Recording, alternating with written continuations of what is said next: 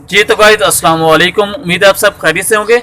जी दोस्तों, आज जो मेरे पास मोबाइल है टेक्नो का मॉडल है पोवा LD7 और इसका जो मसला है चार्जिंग का।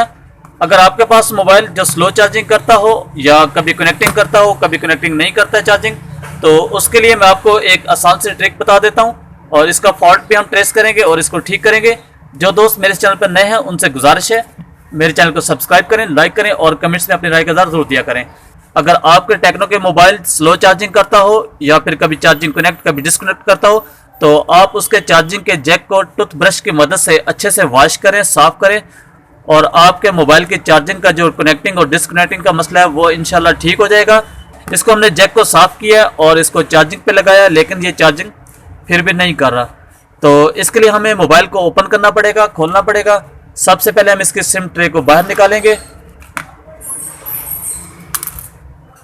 सिम ट्रे को हमने बाहर निकाल लिया और इसे सिम ट्रे वाली जगह से नाजुक हिस्सा होता है इसका, इसी से हमने इसकी बैग को ओपन करना है। इसकी बैग बहुत आसानी से खुल जाती है, कोई जोर जबरदस्ती करने की जरूरत नहीं पेश आती। इसकी बैग को हमने साइड पर रख दिया। इसकी चार्जिंग का जो बेस का हिस्सा है वो नीचे अलग है और ये हम अब ओपन करेंगे, इसके सारे पेज खोलेंगे।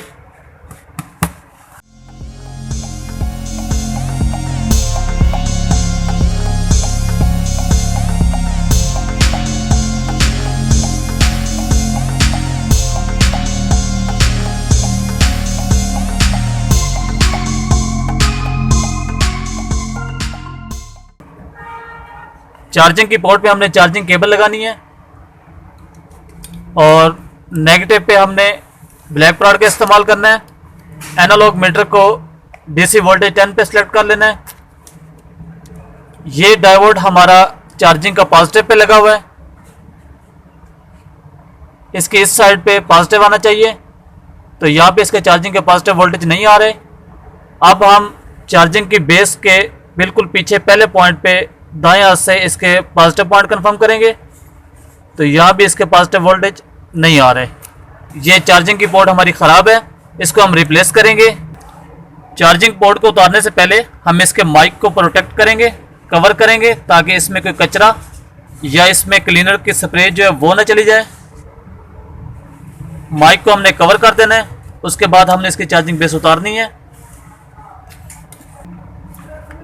हीट गन की मदद से हम इसकी चार्जिंग बेस को गर्म करेंगे और उतारेंगे।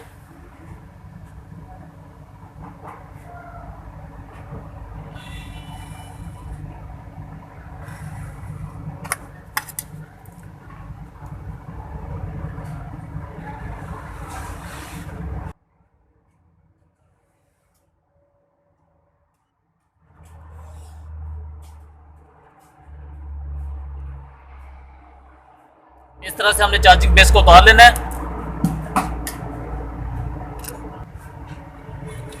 अब हम इसकी जगह पे न्यू चार्जिंग पोर्ट का इस्तेमाल करेंगे। इसके पॉइंट्स को अच्छी तरह से सोल्ड कर लेंगे और जिस जगह पे इसने मजबूती से जुड़ना है उस जगह को भी सोल्ड करेंगे। अब हम दोबारा हीट गन की मदद से चार्जिंग की बेस को दोबारा चार्जिंग की स्ट्रिप पर लगाएंगे।